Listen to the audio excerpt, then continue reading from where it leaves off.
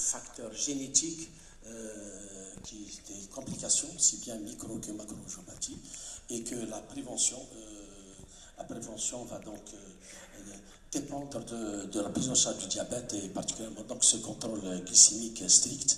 Mais bien entendu, là, depuis en fait ces jours-ci, on parle, parce que je vais être glucocentrique dans mon intervention, mais en fait, on nous demande d'avoir cette vision holistique et de prendre en charge une prise en charge globale, donc, et tous les facteurs de risque qui utilisent bien entendu ces molécules qui ont ce bénéfice cardio-réno-métabolique. C'est une slide qui a été déjà présentée par le professeur Amani, et donc là, on connaît toutes et tous les complications microvasculaires, à savoir la rétinopathie diabétique, la néphropathie diabétique et l'endopathie diabétique.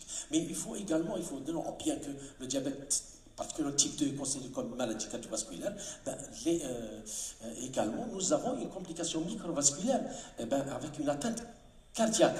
On a la cardiomyopathie diabétique. Donc il faut savoir qu'on a une complication microvasculaire qui touche également le cœur, en dehors bien entendu de la macroangiopathie qui en fait est responsable pratiquement de 70-90% de nos patients diabétiques type 2. La prévention, l'a si bien dit tout à l'heure, Fedala l'a bien précisé qu'il faut qu'un contrôle donc strict, bien entendu une surveillance régulière et prendre en charge, une prise en charge globale, et j'insiste, je ne pourrais pas ne pas citer sur l'éducation thérapeutique. Il faut dire qu'en fait le seuil glycémie en diabétologie de l'hyperglycémie, c'était fait par rapport donc à l'apparition donc au facteur de risque de la rétinopathie diabétique. Donc c'est basé en fait sur ça. C'était déterminant pour préciser le seuil de la glycémie, à savoir, on le connaît toutes et tous, glycémie supérieure égale à 26, ou 2 heures après supérieure égale à, et une glyquée à 6,5%.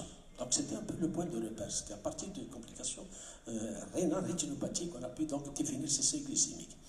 DCCT, grande étude qui a conseillé une diabétique type 1 qui a montré vraiment de façon claire, précise et bien corrélée en fait la relation avec le niveau d'équilibre glycémique, à savoir l'hémoglobine glyquée et l'apparition des complications microvasculaires, à savoir la rétinopathie diabétique et la néphropathie diabétique. Néphropathie diabétique, on essaie de ne plus utiliser ce terme-là, plutôt parler de la maladie rénale chronique chez les diabétiques.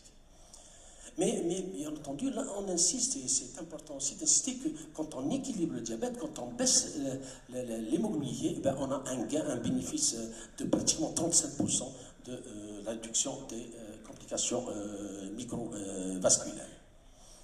Le KBDS, concernant le diabète type 2, on a publié en 2022, 40 ans après l'étude du KBS, on avait remarqué que quand on équilibrait précocement le diabète avec une intervention intensive, on pouvait garder ce bénéfice